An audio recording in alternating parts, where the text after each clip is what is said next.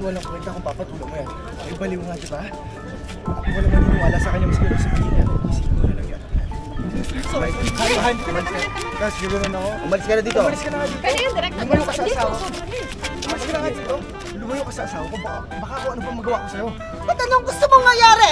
Ipaglaglag ko ito? Hi guys, ako si Rob Gomez at ako ay gaganap na si J-Ron, isang excited na ama na mapagdidiskitahan at masisisi ng isang lola na may gusto daw sa kanya at gagawa siya ng gulo sa loob ng pamilya ko. So, excited na ako. Mapanood nyo ang lahat ng to. Ano? Magsalita ka! Magsalita ka! May relasyon ba kayo? Oo, may relasyon kami! Ano? Ano sinasabi mo? Sinungaling ka! Jeron! Jeron! Sinungaling ka!